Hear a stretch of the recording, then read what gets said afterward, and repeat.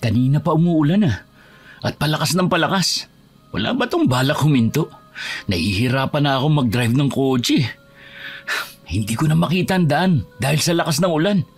Nagiging zero visibility na. Ay, anong oras na Malapit nang gumabi. Mahihirapan ako lalo sa pagdadrive nito. Malayo pa naman ang lugar ni na Lola. Humanap muna tayo ng masisilungan, kuya. Baka may motorist hotel tayong makita sa bandang unahan. Doon na muna tayo magpalipas ng gabi. Bukas na tayo bumiyahe uli. Sabi kanina sa radyo, di ba? May namumuong sama ng panahon. Pero hindi naman kasama ang lugar na to sa babagyuhin. Kaya hindi ko inisip na uulan ng ganito kalakas dito. Oo nga, pero hindi ibig sabihin na ligtas sa ulan. Tangay ng hangin yan. Basta, humanap na tayo ng mapapalipasan ng gabi ha. Ayoko ring bumiyahe ng ganitong panahon. Sige na, maghanap na tayo ng hotel. Tumingin-tingin ka rin dyan sa gawi mo, baka may makita ka. Dito ako titingin sa side ko. Sige. Grabe, ang lakas talaga ng ulan. Ang hirap tingnan ng daan. Ay, hala kuya, nakita mo ba ang punong yun? Mukhang babagsak ko. Ihinto mo na dito ang sasakyan. Baka sa atin bumagsak yan. Hindi pwede. Kung hihinto ko dito, hindi na tayo makakadaan. Malaki ang puno na yan at hindi natin maitatawid ang kotse. Kailangan kong itodong bilis ng takbo para makalagpas tayo bago pa bumagsak ang puno na yan. Hindi kuya, huwag mong gawin yan. Delikado. Kuya! Ayos, nalagpasan natin. Ang galing ko talaga mag-drive. Bakit ka matatakot driver tong kuya mo? Sira ulo ka ba? Sinuwerte lang tayo. Kung hindi, kwento na lang tayo ngayon. Sorry na, huwag ka nang umiyak. Nakaligtas naman tayo Hindi pa tayo kwento. Gagawa pa tayo ng maraming kwento. Sira ulo? Huwag mo nang uulitin yan ha. Ay naku, isusumbong kita kay Papa. Sasabihin ko bara-bara kang mag-drive. Huy, huwag naman. Parang di mo kilala si Papa. Babawian ako ng susi nun. Di mabuti. Wala na magdadrive sa'yo sa mga lakad mo. Kaya kong mag-commute no, kesa mamatay ng maaga. O bakit? Kapag ba magko-commute ka, mapapahaba ang buhay mo? Matatakasan mo ba ang kamatayan? Sige, daanin mo na naman ako sa ganyan. Isusumbong talaga kita. Nananakot ka pa ha? Hindi na, titigil na ako. Hindi ko na uulitin, promise. Siguraduhin mo lang. Yes nga po. Uy, tingnan mo. Di ba hotel yun? Nasaan? Ayun Sandali, ihinto ko na sasakyan sa tapat ng gate. Hindi yan hotel, kuya. Bahay lang yan na malaki. Mansyon yan, Pero, ang creepy naman ng itsura. Tingnan mo ang pintura. Parang panahon pa ng hapon. Uy, baka haunted yan Ayoko dyan. Humanap na lang tayo ng iba. Mag-drive ka pa. Hindi na. Palakas na ng palakas ang ulan Kahit hindi pa 6:00 ng gabi, dumidilim na ang paligid. Kanina pa tayo nasa biyahe, wala tayong nakita mga bahay. Ang huling bahay na nakita natin, ilang kilometro na ang layo. Baka malayo pa ang kasunod na bahay sa mansyon na to. Dito ka lang. Ako ang bababa at kakausapin ko ang nakatira dyan. Iabot mo sa akin yung payong. Nilagay ko dun sa likod. Kuya, iba ang nararamdaman ko sa lugar na to. Kakaiba ang presensya. Ang aura ng paligid. Nakakakilabot. Kakaibang klima. Nagtatayuan na ang balahibo ko dito. Tsaka, ramdam ko ang lungkot sa lugar na to. Binabalot ng kalungkutan ng buong lugar. Ayos! Ang hirap talaga kapag may kapatid kang abnormal. Huwag mo na kasing pakiramdaman. Lahat na lang kasi kinikilatis mo. Tao lang ang kinikilatis para hindi ka maloko ng mga manggagancho. Iabot mo na sa akin yung payong. Pero kuya... Nakita mo ba yung bumagsak na puno kanina? Tiyak, marami pa tayong pagdadaan ng ganun. Kaya dapat magpalipas muna tayo rito. Ikaw na nga nagsabi na ayaw mo nang bumiyahe, di ba? O tapos ngayon, ayaw mo rin dito? Gusto mo sa gilid na lang tayo ng kalsada. Kailangan nating unahin ang kaligtasan ng buhay natin. Mukha namang may nakatira oh. Nakasindi yung ilang ilaw ng magarang mansyon na to. Mukhang maraming kwento ang lugar na to ah. Interesting to. Ay nako, mahirap talaga kapag umandar na ang curiosity mo. Bahala ka na nga. Akin na yung payong para makababa na ako. Oh, heto na. Bahala ka dyan. Huwag mong sabihin hindi kita binalaan sa huli ah. Oo na, dami pang satsat eh. Hintayin mo ako dyan ah. As if namang lalabas ako ng sasakyan sa ganitong panahon oh. Go na. Pagkaabot ni Dayan ng payong ay kaagad namang bumaba ng sasakyan si Daniela. Lumapit sa gate ang binata at saka pinindot ng ilang beses ang doorbell. Maya-maya'y may nagsalitang matandang babae sa speaker na nakakabit sa gate. Pinaghintay siya nito sandali. Pagkatapos ay sinabing ipasok ang sasakyan kapag bumukas na ang otomatikong tarangkahang gawa sa bakal. Kaagad na bumalik si Daniel sa sasakyan matapos nilang mag-usap. Anong nangyari kuya? May nakausap ka ba?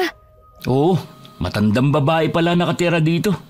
In fairness, ang high-tech naman pala ng mansyon na ito. Akala mo haunted? Judgmental ka. Mukhang hindi lang nagpapintura kasi mahal din yun ah. Ang laki kaya ng bahay na to. Malaki-laking pera ang uubusin sa pagpipintura dito. Paminsan-minsan kasi i-apply mo rin ang kasabihan na don't judge a book by its cover. Ewan ko sa'yo. Anong sabi ng nakausap mo? Pumasok na raw tayo. Bubukas daw yung gate. Paano? Ayun oh. Automatic ang gate. Ang bangis. Saan ka pa? Tara, pasukin na natin ang haunted mansion ni Lola. Sira ulo ka? Kapag yun nagkatotoo talaga ha, iiwan kita dito. Hindi mangyayari yun. Hindi ka kaya marunong mag-drive. Ay, sandali. Nakikita ko na yung matandang babae. Ayun siya oh. Kumakaway. Mukhang dito niya ipapagarahin sa sakyan natin. Ihinto ko na dito. Tapos lapitan natin siya. Mauna ka na kaya? Ayoko. Nakakaramdam ako ng kakaiba sa kanya. Hindi ko ma-explain. Basta, may kakaiba siyang aura. Hay naku, talaga naman. Kung hindi ako sanay sa'yo at sa third eye mo, baka hindi kita isinama sa pag-uwi dito sa probinsya. Tara na, bumaba na tayo. Lapitan na natin si Lola. Habang naglalakad sila palapit, titig na titig si Dayan sa matandang babae. Kinikilatis niya itong mabuti. Malapad ang ngiti nito at napakaamo na mukha. Ramdam niyang may mabuting puso ang matanda, kaya napanatag siya. Pero ramdam pa rin niya na ang buong lugar ay binabalot ng hiwaga.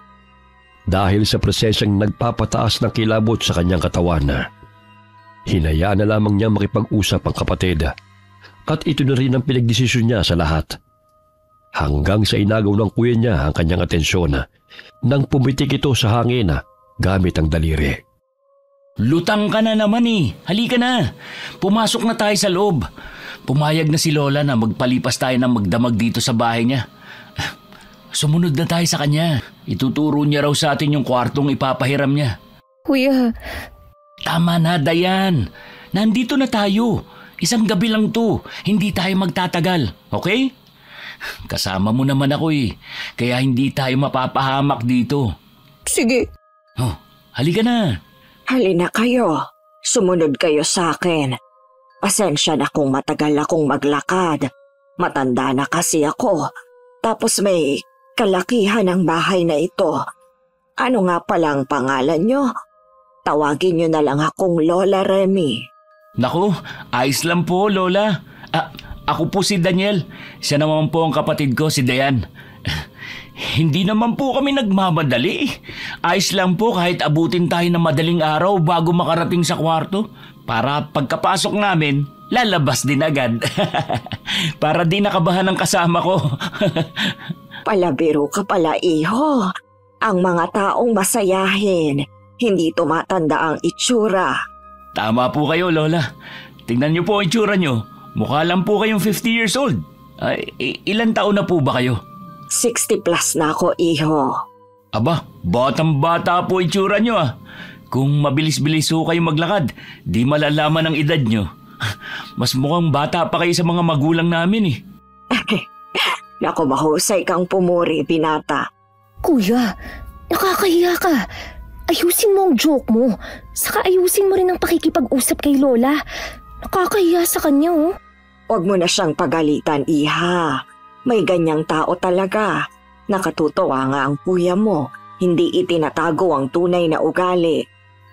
Lola, wala po ba kayong kasama dito? Masyado pong malaki ang mansyon eh. Tapos, kayo lang mag-isa? Wala namang problema kung mag-isa lang ako. Sanay na ako sa ganon.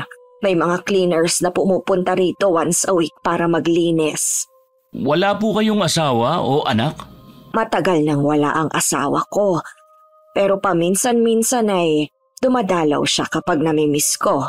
Yung anak ko naman, nasa kabilang bayan, nag-aasikaso ng negosyo. Umuuwi siya dito kapag may libreng oras. Isa lang ang anak namin ni Teryo.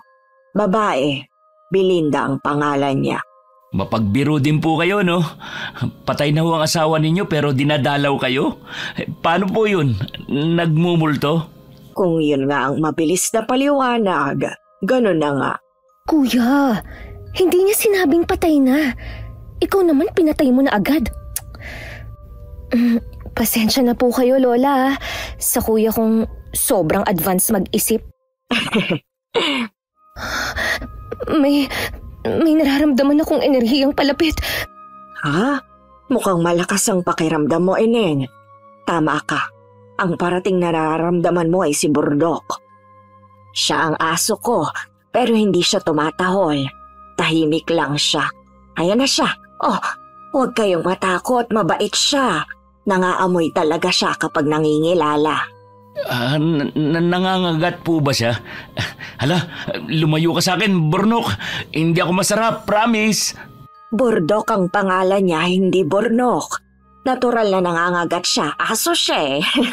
Naku po, kaibigan kami, Burdok. Hindi kami gagawa ng gulo. Makikitulog lang kami. Masama kasi ang panahon eh. Ayos lang ba sa'yo? Nakakatakot ang mata niya. Nanlilisik. Mukhang galit siya sa'yo, kuya. Huwag kayong matakot, mabait siya. Pero pinipili lang niya ang kakagatin. Saka kapag uutusan lang siya ng amo niya, mananakmal talaga. Amo niya? Di ho ba't kayo nag-aalaga sa kanya? Oo, pero hindi ako ang amo niya. Sino ho? Ang asawa ko, si Teryo. Lola, kapag po dumalaw si Lolo, pakisabi po, huwag nang magpakita sa amin, ha? Mahirap pong tumakbo sa labas kapag ganitong masama ang panahon. Hindi ko na kailangang sabihin. Tiyak na naririnig na niya. Nandito na tayo. Dito kayo magpalipas ng gabi sa kwartong ito. Pagpasensyahan na ninyo kung medyo maalikabok. Ang mga cleaners ay sa susunod na araw pa darating. Pero ang mga bedsheets, punda at kumot ay linggo-linggong pinapalitan kahit walang gumagamit. Naku, ayos lang po, Lola. Hindi po kami maselan. Malaking bagay na po ang may matulugang kami ngayong gabi. Salamat po talaga. Maiwan ko muna kayo. Mamaya ay pupuntahan ko uli kayo para sa hapunan. Sakto ang dating ninyo dahil oras na rin ang hapunan namin ni Burdok. Maghahain lang ako sa kusina. Huwag na po kayong mag-abala, Lola. Nakakahiya na po kung pakikikain pa kami. Hindi ko matitiis na hindi kayo kumain buong gabi. Bisita kayo. Natutuwa ko at nagkaroon ako ng mga bisita sa hindi inaasahang pagkakataon. Kayo lang ang motoristang naglakas ng loob na kumatok sa aking bahay. Ang iba'y kapag nasisiraan ang sasakyan, kahit ako nang mag-alok ng tulong ay tumatanggi sila. Ang mga tao, hindi mo talaga maintindihan kung bakit palaging hinuhusgahan ang panlabas na anyo. Ako ang nagpapasalamat sa inyo dahil ngayong gabi, binigyan ninyo ng kulay ang buhay ko. Kaya saluhan niyo ako mamaya, ha? Sige ho, Lola. Wala akong problema. O siya, sige. Maiiwan ko muna kayo. Palagi siyang nakangiti. Ramdam ko ang lungkot sa kanya dahil sa mga pangutya siguro ng iba. Pero hindi niya dinaramdam. Bakit kaya siya nakangiti na para bang hindi naapektuhan ng lungkot? Sobrang lungkot ng bahay na to. Pero siya ang totoong nagbibigay ng kulay. Aba, nakilatis mo na agad ang matanda ah. Mabuti at mukhang hindi ka natakot sa kanya. Magsha-shower ka ba? Mauna ka na, kuya. Sige. Habang naghahapunan na, hindi mapakali si Diana. Panayang yuko niya na para bang may iniiwasan na. Habang si Daniel naman ay kampante sa pakikipag-usap sa matandang babae. Nagkasundo ang dalawa dahil sa pagiging kwela nila at bungis-ngis.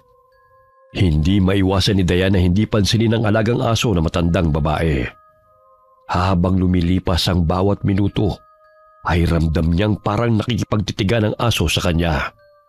Hanggang sa mapansin niyang may kakaiba na sa mata nito. Nag-iiba na ang kulay. Nagiging kulay pula na at halos hindi na kumukurap. Nakatitig lang ito sa kanya na para bang kinikilati siya. Lalo siyang hindi nakampante dahil kakaiba ang enerhiya ng asong yun. Ramdam niyang hindi ito ordinaryo. Pakiramdam niya ay dalawa na ang nakatitig sa kanya. Nang matapos ang hapunan, kaagad siyang nagpaalam sa dalawa na mauna nang pumasok sa silid. Tumulong naman si Daniel sa pagliligpit ng pinagkainan bago pumasok sa kanilang kwarto. Ayos ka lang ba? Yung totoong sagot? Hindi, kuya. Pasensya na. Kasalanan ko kaya hindi ka kampante. Hindi ko nararamdaman ang nararamdaman mo eh. Kanina ka pa balisa.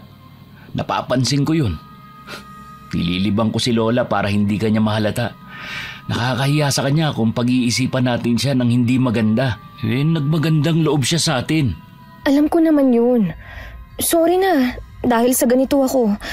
Lilipas din naman to eh. Ilang oras lang naman ang meron sa isang gabi. Bukas, aalis tayo agad. Oo, promise. Matulog ka na. Babantayan kita. Hindi pa ako inaantok. Ikaw na lang ang maunang matulog. Sigurado ka? Oo, kuya. Ayos lang ako. Mauna ka nang matulog kasi driver ka. Kailangan mo ng pahinga. Sisiguraduhin ko lang na nakasarang mabuti ang pinto. Ayan, nakalock na. Ikinawit ko na rin ang kadenang panlock. Mabuti at merong ganito. Mag-relax ka lang, okay? Sinusubukan ko naman eh. Kanina, yung aso, kakaiba kong tumingin. Parang nangingilatis. Tsaka, parang hindi lang siyang nakatingin sa akin. Parang dalawa sila. Ganun ba? Ay, iwasan mo na lang ang aso na yun kung hindi maganda ang pakiramdam mo sa kanya. Paano? Huwag kang lalabas ng kwartong to hanggang bukas ng umaga. Sige. Oh, dating gawi ah.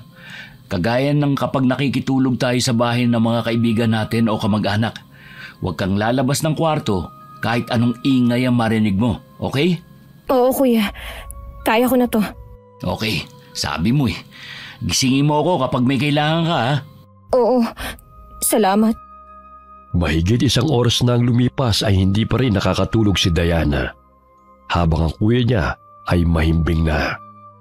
Pabaling-baling siya sa kama at nagtatakip pa ng unan sa ulo. Pero hindi pa rin siya dalawin ng antok. Pumangon na lamang siya para uminom. Pero walang tubig na dinala ang kuya niya sa silid. Wala na ring laman ang tumbler niya. Nanunuyo ang lalamunan niya sa uhaw sa di niya malamang dahilan. Wala siyang nagawa kundi gisingin ang kapatid para magpasama sa kusina. Ano ba yun? Parang hindi pa ako nakakatulog ng matagal, Diana. Pasensya na, kuya. Pero nauuhaw talaga ako eh. Bakit kasi hindi ka nagdala ng tubig dito sa kwarto? Nakalimutan ko kasi. Isa pa, hindi natin bahay to. Sa bahay lang natin ginagawa maglagay ng tubig sa kwarto eh. Samahan mo na ako, please. Sabi mo gisingin kita kapag may kailangan ako. Ayan, pinaalala na nga ang bala niya. Ito na, babangon na. Yun, mauna kang lumabas ha. Ha? Huwag ka nang umangal. Basta dito lang ako sa likod mo. O sige na nga, pero huwag ka nang kumapit ng ganyang kahigpit. Balak mo bang punitin ang sando ko? Matras ka muna, bubuksan ko ang pinto. Bakit madilim? Natural, walang tao rito. Malakas sa kuryente kapag inilawan ng buong bahay. Pero paano tayo makakakita niyan? Sobrang dilim naman. Sandali, kumuha muna tayo ng flashlight. Kahit yung cellphone ko, may flashlight yun. Hintayin mo ako dyan, ah. Oo, sige na. Tsaka bakit naman ako magpapauna? Ikaw ang nauuhaw. Ikaw na lang kaya ang pumunta sa kusina, kuya. Kuha ka na lang ng tubig. Tumigil ka nga. Samahan mo ako. Natatakot ka rin, no? Bilisan mo na lang kayang kumuha ng flashlight. Inuuna mo pa yung daldal eh. Eto na. Tara na. Mauna ka nang maglakad, ah. Ikaw mauna. Ikaw may hawak ng flashlight eh. Eh di ikaw na ang maghawak. Eto. Ay, talaga naman. Akin na nga. Kuya, nakikita mo ba yung nandun sa unahan? Ha? Nasaan? Huwag mo nang ituro sa akin kung ikaw lang din ang nakakakita. Ayoko nang maulit yung dati na hindi ko naman nakikita. Pero dahil sa kakasabi mo, nakita ko na rin tuloy yung multo. Eh, teka, multo ba ng asawa ni Lola Remy yung nakikita mo? Hindi. Ay, buti naman. Eh ano pala? Yung aso ba? Naalaga niya? Ano nga pangalan nun? Burdok. Oh, yun nga. Eh hindi rin siya. Eh ano nakikita mo? Malaking kandila na parang lumulutang. Kumagalaw, kuya. Ano? Saan banda? Ayun, oh. Hindi mo ba nakikita? Ang laki naman ng kandila na yun. Parang kasing laki ng braso ko. Kandila nga. Nakikita mo na? Oo. Dapat kasi hindi mo na tinuro eh. Heto na naman tayo. Mukhang tama ka nga. Haunted nga yata ang mansyon na ito. Tutukan mo ng liwanag ng flashlight, kuya. Ano ka ba? Baka mamaya kung ano pa makita natin eh. Tama na yung kandilang may sindi na lumulutang. At parang papunta sa kwarto ni Lola. Diba doon ang kwarto niya? Sabi niya kanina habang naghahapunan tayo. Hindi ko alam. Hindi naman ako nakikinig sa usapan niyo eh. Pero... Naku po, ayan na yung pero mo na yan. Kapag ganyan ang simula mo, tsak tatakbo na tayo niyan. Siguradong yun ang kasunod. Sabihin mo na, tatakbo na ba? Ha? Hindi ako nakakaramdam na nakakatakot ang kandila. Ano? Magaan ang presensya niyan. Eh, hindi ko maipaliwanag. Akala ko ba ayaw mong tutukan ng flashlight? Oo nga, pero dahil sa panginginig ng kamay ko, naitutok ko ng hindi sinasadya. Tignan mo, lumulutang yung kandila at wala talagang humahawak. Hindi ka talaga nakakaramdam ng takot dyan. Parang himatay na ako eh. Bumalik na tayo sa kwarto. Bukas ka na lang uminom. Pero, delikado sa akin ang hindi makainom ng tubig. Sige ka. Baka mangyari ang nangyari noon.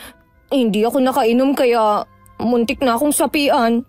Diyos ko, ngayon ba talaga nanakot? May kumatok sa pinto ng silid ng matanda. Narinig mo, kuya? Hindi ako bingi. Narinig ko rin. Doon na huminto ang kandila. Hala, nagbukas ang pinto. Pero, hindi naman pinagbuksan ni Lola. Anong gagawin natin, kuya? Tumakbo at bumalik sa silid? Si Lola! Baka kung paano siya! Di ba sabi mo naman hindi nakakatakot ang kandilang yun? Ay di ibig sabihin, walang mangyayaring masama. Tara na, bumalik na tayo sa kwarto. Hindi, kuya. Hala, nagsara bigla ang pinto ng silid niya. Pagkatapos pumasok ng kandilang nakalutang. Dali, kuya! Hoy, anong gagawin mo? Bakit ka tumakbo dyan? Dayan! Huwag mong katukin ng ganyang kalakas. Nakakahiya sa matanda. Tumigil ka nga. Kuya, hindi ordinaryo ang nakita nating yun. Oo nga, pero hindi ka dapat nang bubulahaw ng tulog. Teka, mukhang bubuksan na niyang pinto. May pumipihit ng doorknob mula sa loob. May problema ba? Bakit kayo kumakatok? May kailangan ba kayo? Lola, ano po kasi? Ano yon? Hindi mo rin masabi, no? May nakita po kaming lumulutang na kandila kanina. At dito po pumasok sa kwarto nyo. Nag-aalala lang po kami. Aba, nasabi niya nga. Pero hindi siguradong paniniwalaan siya. Ganun ba? Nakakatuwa ka namang bata. Masyado kang maalalahanin. Natakot ba kayo? Sa itsura niyong yan, mukhang natakot nga kayo. Halika kayo, pumasok muna kayo sa loob. Tingnan niyo kung may kandila ngang lumulutang sa silid ko. Pasensya na po kayo Ayos lang yon. Naiintindihan kong pag-aalala ninyo. Kahit ako'y ganyan din ang gagawin ko. Matatapang kayo, ha? Imbis na magtago dahil sa takot, mas inalala ninyo ang kapakanan ng iba. Halika, pumasok kayo sa loob. O ano, may nakita ba kayong kandilang lumulutang? Naku, pasensya na po kayo, Lola. Mukhang namalikmata lang po kami kanina. Hindi kayo na malikmata. Totoo ang nakita ninyong yon. Po? Anong ibig niyo sabihin? Ganyan ang nangyayari dito sa bahay kapag parating na ang asawa ko. Madilim kasi palagi sa bahay dahil hindi talaga ako nagbubukas ng ilaw para makatipid sa kuryente. Kaya gumagamit siya ng kandila para tanglawan ang lalakaran niya. Nakita ninyo ang isa sa mga kakayahan niya. Pero dahil siguro sa naramdaman niyo siya, hindi na siya tumuloy. Bakit nga pala gising pa kayo? Nauuhaw po kasi si Dayan. Kukuha po sana kami ng tubig sa kusina. Ganun ba? O sige, halina kayo. Sasamahan ko kayo. Si Burdok po? Nasaan siya? Baka kasama ng amo niya. Maya-maya nandyan na rin yon. Halina kayo sa kusina. Hindi na kumibo ang magkapatid. Pero nagkatitigan sila. Hindi nila alam kung paanong paniniwalaan ang sinabi ng matanda. Sumunod sila sa kusina at kumuha ng isang pitsil ng tubig at 2 baso. Pagkatapos ay dumiretso na sila sa kanilang silid at doon nag-usap. Ang weird niya, di ba? Oo. Imbis na itanggi ang mga sinabi natin, pinatotohanan pa niya. May saltik ba siya? Kung may saltik siya, kuya, ganun din ba tayo? Nakita nating pareho di ba? Oo nga. Pero, bakit niya aaminin? Tapos, gawa raw ng asawa niya? Nagmumulto ang asawa niya at sanay na siya ron? May saltik nga siya. Gusto ko nang umalis dito. Baka hindi lang yun ang maranasan at makita natin. Nasaan na ba ang rosary ko na ikinikwintas ko palagi? Saan na ba yun? Ito, nasa bag ko. Kailangan ko itong isuot. Para kasi akong sinasakal dito sa bahay na to Binabalutan ng kung anong enerhiyang bahay na ito. Nararamdaman kong ang enerhiyang yun ay parang bombang nagbibilang. Naghihintay lang ng pagkakataong sumapok. Anong ibig mong sabihin? Buhay, kuya. Kukuha ng buhay ang bahay na ito. Huwag mo nga akong takutin ng ganyan. Hindi kita tinatakot. Yung matandang babae, napakahina na ng presensya niya. Parang nagbibilang na lang siya ng araw. Ibig mong sabihin, totoong sinasabi niyang nagmumulto ang asawa niya? Hindi kaya sinusundo na siya? At yung aso, hindi siya aso, kuya. Iba ang presensya niya. Hindi kagaya ng sa normal na aso. Kakaiba ang enerhiya niya. Ang lakas ng kapangyarihan niya. Parang hindi siya taga rito. Natatakot ako. Parang, huwag naman sana. Punong-puno ng hiwaga ang bahay na ito. Anong iniisip mo? Sabihin mo sa akin. Palagi kitang pinaniniwalaan. Alam mo yan. Hindi ko alam kung tama ako. Pero sana nga mali. Ang asong yun, parang siya ang kumukuha sa natitirang buhay ng matanda. Hindi siya alaga, kuya. Para siyang... Si kamatayan? Sana ay mali ako. Nasa panganib si Lola. Kailangan natin siyang tulungan. Nililin lang siya ng mga kababalaghan dito sa bahay niya. Dahil siguro sa pangungulila niya sa asawa at tapos mag-isa lang siya rito. Inisip niyang asawa niya ang palaging dumadalaw sa kanya. Kaya siguro sobrang gaan ng presensya niya. Kasi pinaniniwalaan niya ang hindi totoo. Anong gagawin natin, kuya? Iligtas natin ang matanda. Pero paano? Hindi ko rin alam. Wala tayong alam sa mga multo. Holy water lang ang dala ko tsaka maliit na Biblia. Palagi kasi akong nagdadala ng ganito lalo na kapag malalayo ang biyahe. Pero kapag ginambala at nilabanan natin ang gumagawa nito, baka mas maging delikado, kuya. Pero hindi natin siya pwedeng pabayaan na lang. Alam ko na, bukas, kausapin natin si Lola. Kumbinsihin natin siya na pauwi ng anak niya. Masama ang panahon at mag-isa lang siya rito sa bahay. Kailangan niya ng kasama. Ibig sabihin, magtatagal pa tayo rito? Ayokong kalabanin ng konsensya ko, Dayan. At saka, hindi ba sabi mo, ang kakayahan mong yan ay gift. Tinanggap mo na. Alam mong ibinigay yan sa iyo para magligtas ng buhay. Hindi natin siya pwedeng pabayaan at iwanan na para bang hinayaan nating kunin siya ni kamatayan. Isang araw lang siguro, kuya. Baka pwede na yun. Kapag umuwi na ang anak niya, iwanan na natin sila. Oo, pwede na yun. Siguro, kaya inabutan tayo ng masamang panahon dito kasi may kailangan tayong gawin. Tatakot ako.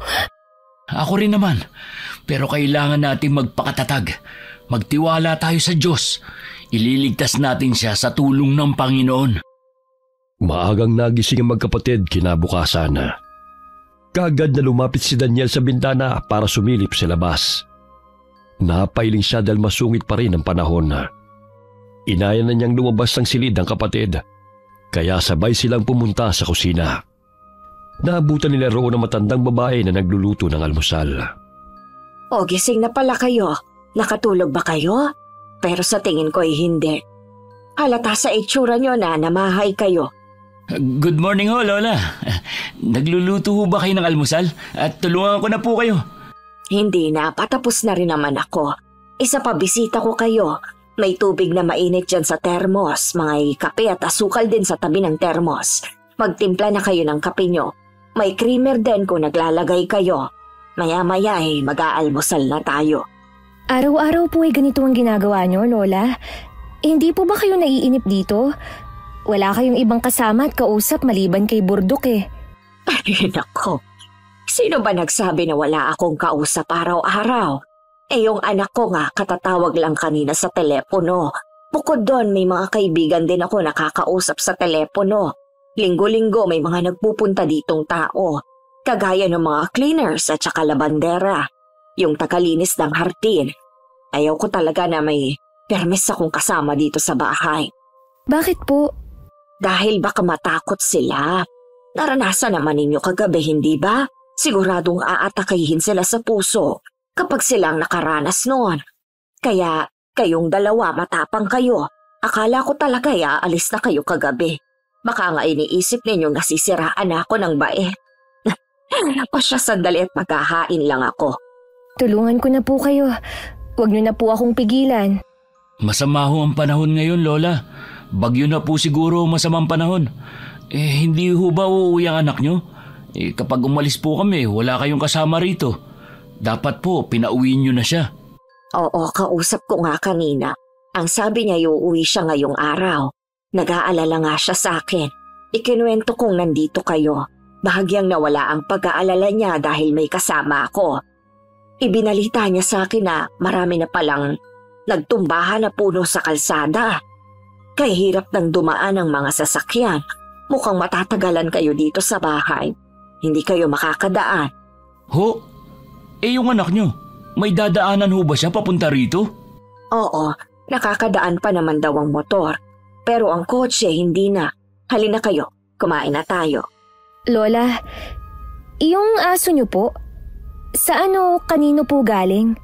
Si Burdok. Galing siya sa asawa ko. Alaga niyang iniwan sa akin para maging bantay ko. Ilan taon na pong patay ang asawa niyo, Lola? Patay?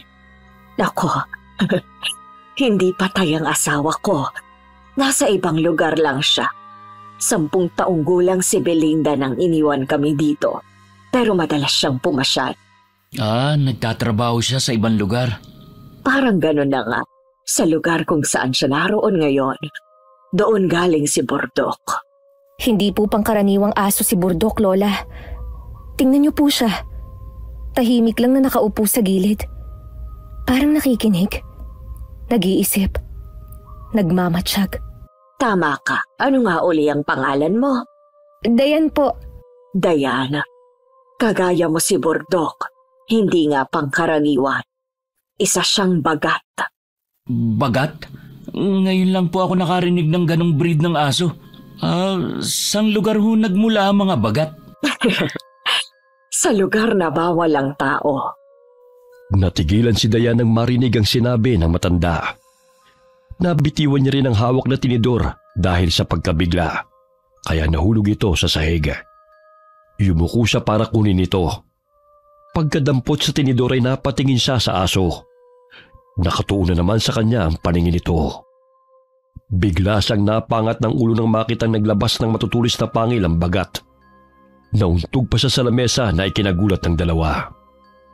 Sorry po. Ano nangyari? Wala, kuya. Kumain lang kayo. Pasensya na kung kulang sa panlasa ang niluto ko. Matanda na ako at bawal ng malalasang pagkain. Bagat? Bakit? Wala, kuya. Parang sumama lang ang pakiramdam ko. Masama ang pakiramdam mo? Baka dahil natakot ka kay Bordok nang sabihin kung isa siyang bagat. Huwag kang mag-alala, iha. Mabait siyang aso. Maniwala ka, hindi kayo sasaktan ni Bordok. Nandito siya para bantayan ako. Lola, sa tingin ko po, matanda na kayo para mag-alaga pa ng isang hayop. Minsan po mga hayop, nagiging mabangis at agresibo kapag gutom. Baka saktan kayo. Bakit hindi nyo na lang po ipamigay si Bordok o kaya itali o ikulong? Naku po, mukhang nagalit si Bordok sa mga sinabi mo. Napatayo siya.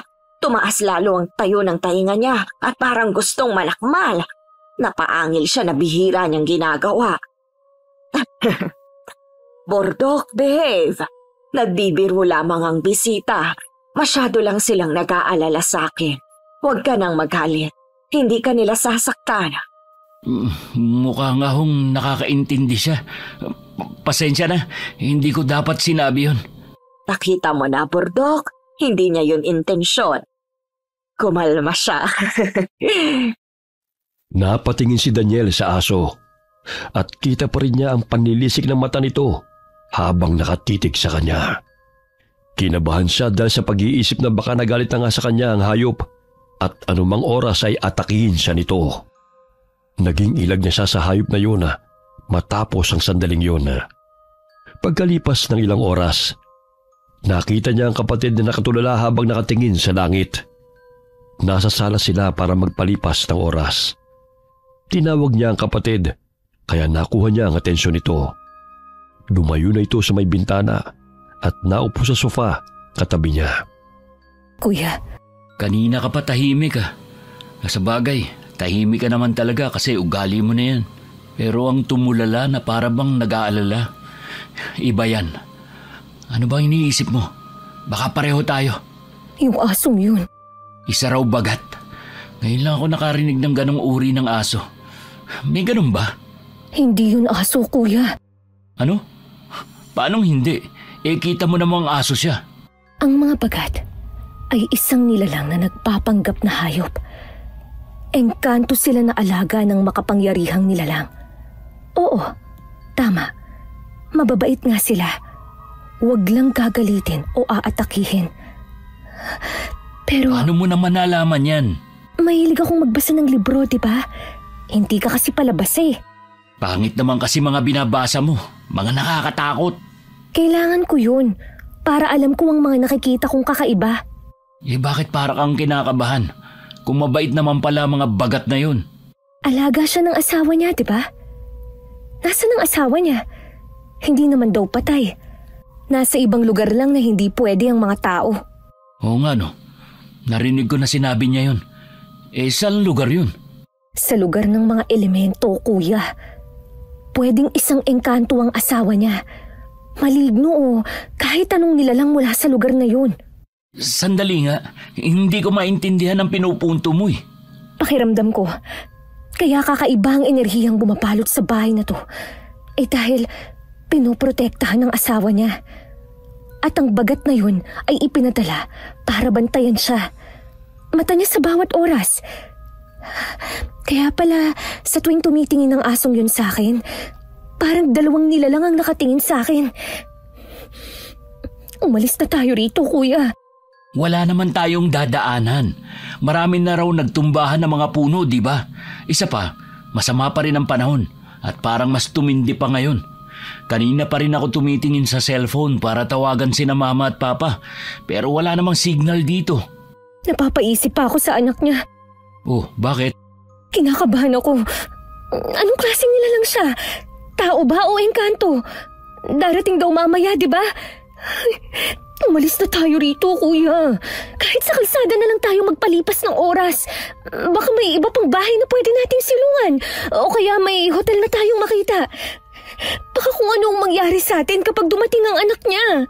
Kung ganun ang sitwasyon, ibig sabihin, wala sa panganib ang matandang babae? Hindi ko alam, kuya.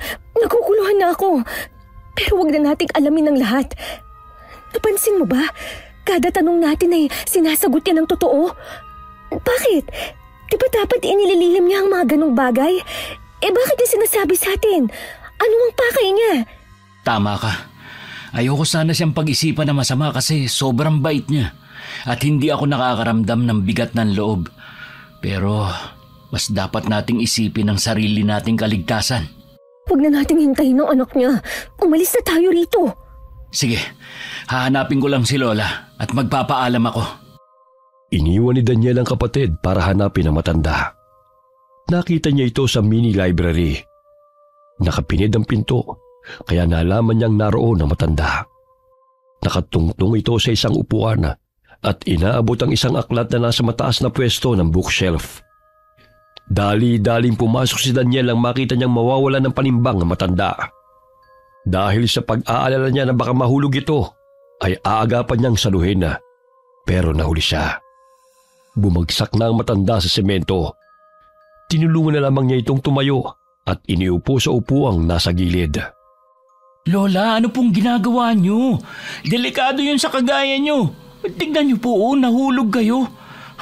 May napilay ho ba sa inyo? Ikaw naman masyado kang nag-aalala. Gusto ko lang namang kunin ang librong yon kasi masarap magbasa kapag umuulan at habang nagkakape. Aayain ko sana si Dayan na magbasa ng libro. Napansin ko kasi na mukhang naiinip siya. Pero hindi po kayo dapat tumutungtong sa upuan. Plastic pa naman yun. Madulas talaga yun. Matanda na po kayo. Wala ho bang masakit sa inyo? Dapat kasi inutos nyo na lang sa amin ang pagkuha sa libro. Ikaw talaga'y masyado kang maalalahan eh. Salamat. Sige na nga't pakikuha mo ng librong yon. Yung magkatabi na yon. Magbabasa kami ng sabay ni Dayan. Sige ho. Alin ba rito? Ito ba? Oo, tama yan nga. Naku, aray ko. Mukhang naspray ng paa ko ha. Ho, naku. Yan na nga ba sinasabi ko eh. Akin na ho't hihilutin ko. Meron ba kayong pambenda dito? Dapat mabendahan agad to para hindi lumala. Doon sa cabinet na yon, medicine cabinet yon. Pakitingin mo na nga, apo. Sige po. Huwag muna kayong tatayo ha. Eto po pala yung libro. Tignan nyo nga, napilay na kayo. Kaya dapat may kasama kayo rito eh. Kailan ba darating ang anak nyo? Paano namin kayo maiiwan ngayon kung ganyan ang kalagayan nyo? Aalis na kayo? Kwan ho kasi Lola. Hindi ko naman kayo pipigilan na umalis. Pero pwede bang hintayin niyo muna si Belinda? Kung hindi lang ako napilay ay hindi ko kayo pipigilang umalis. Kaso lang, nahihiya tuloy ako. Naku Lola, wag po kayong mahiya. Tsaka isa pa, hindi ko po kayo kayang iwang mag-isa sa ganyang kalagayan. Hihintayin po namin ang anak nyo bago po kami umalis. Maraming salamat talaga, iho. Pagkatapos hilutin ni Daniel ang paa ng matanda, ay nilagyan niya ito ng benda para hindi malamigan. Nagpatid din ang matandang babae sa sala at doon niya inaya si Dayan na magbasa ng libro. Nagpresenta naman si Daniel na siya na magluluto ng pagkain nila hanggang sa hapunan. Lumipas ang oras at nakatulog si Dayan sa pagbabasa ng libro. Nagising siya nang makarinig ng mga tawanan sa kusina. Madilim sa sala nang idilat niya ang kanyang mga mata. Dahil sa malalaki at makakapal na kurtina sa bawat bintana ng sala, ay lalong dumilim ang paligid. Natuon ang paningin ng dalaga sa bandang kusina dahil naroon ang liwanag at ang ingay na kanyang naririnig. Tumayo siya at naglakad papunta roon para tignan kung sino ang kausap na matandang babae. Sumilip siya sa may pinto at nanlaki ang kanyang mga mata sa nakita. Sisigaw na sana siya sa takot nang biglang may tumakip sa kanyang bibig. Shh! Huwag kang maingay. Ako to. Kuya? Hinanap kita sa sala kasi palilipatin na sana kita sa kwarto. Pasensya ka na, nakatulog ako. Naalimpungatan ako kasi wala ka sa tabi ko. Bakit ka pala nandito? Narinig ko ang tawanan nila. Tingnan mo, kuya. Dumating na pala ang anak ni Lola Remy. Maganda pala siya, pero hindi kamukha ni Lola. Baka yung tatay ang kamukha. Basta babae, dun talaga diretso ang mata mo. Hindi naman siya ang sinasabi ko eh. Ano ba? Wala naman akong iba nakikita. Si Lola na masayang kumakain ng tinapay habang nagkakape. Yung anak niya na kumakain ng dinner pa siguro yan kasi karni. Hindi siya mahilig sa kanin. Tapos yung aso nila na kumakain din. Ngayon ko lang siya nakitang kumakain. Parang kakaiba ang pagkain niya. Ano yun? Kulay itim kasi. Sunog sigurong karni yun. Yan lang ang nakikita mo. Bakit? Meron pa bang iba? May kasama silang lalaki. Matangkad na payat. Sobrang taas niya. Abot sa kisame ang ulo. Matulis ang tenga niya. Sobrang puti niya. Kakaiba ang damit niya at kumikinang siya. Kamukha siya ng anak ni Lola. Siguro, siya na ang asawa ni Lola. Engkanto niyang asawa? Engkanto? Wala akong nakikita. Seryoso ka ba dyan? Wala ka kasing third eye. Kinilabutan naman ako sa sinabi mo. Umalis na nga tayo rito. Halika na. Mas mainam nang magkulong tayo sa kwarto. Mas ligtas tayo dun. Hinila ni Daniel ang kapatid. Pero dahil sa pagmamadali nila, nasagi ni Dayan ang isang display ng malaking figurine. Bumagsak ito at nabasag. Natapakan din ni Dayan ang mga basag na piraso, dahilan para matumba siya. Napatingin sila sa kusina dahil natahimik ang mag-anak. Patakbo na sila nang biglang bumukas ang ilaw. Napatingin sila sa mga lumapit sa kanila. Anong nangyari? Naku, Lola, pasensya na po kayo kung nabasag namin ng mamahalin yung display. Madalim po kasi kaya natabig namin. Hindi niyo kasalanan. Kasalanan ko yan dahil hindi ako naglalagay ng ilaw sa mga daanan. Nakalimutan ko kasing may bisita nga pala ako na baka natidiliman. Sandali mo kung may sugat siya sa braso. Nako, ayos lang po. Mababaw lang naman po ito eh. Ang lahat ng sugat ay nagiging delikado kapag hindi nagamot agad. Kahit mababaw pa o malalim. Lumapit ka sa akin, gagamutin ko ang sugat mo. Nako, wag na po. Ayos lang po talaga. Huwag ka nang mahiya, Dayan. Ipagamot mo na kay Belinda ang sugat mo. Magaan naman ang kamay niya kaya hindi ka masasaktan. Belinda, huwag mong takutin ang bisita natin, ha? Si Mama naman, mukha ba ako nakakatakot na halimaw? Sa kagagamutin ko lang ang sugat niya. Magpapasalamat na rin ako sa kanila dahil sinamahan kayo ngayong nagsusungit ang panahon. Halika na. Dayan ba ang pangalan mo? Siya naman ay si... Ako si Daniel. Hello. Hi, Daniel. Mabuti at nakauwi ka na. Mapapanatag na kaming umalis dahil may kasama na si Lola dito.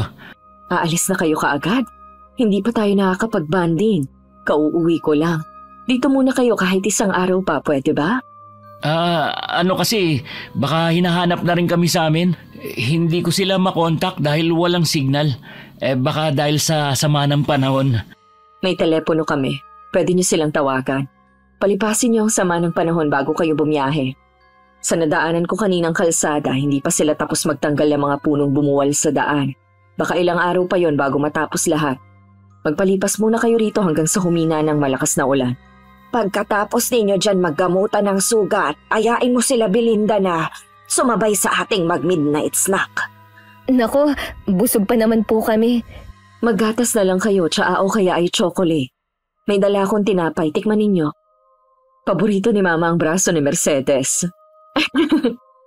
Ako kasi ibang braso ang paborito. Ha?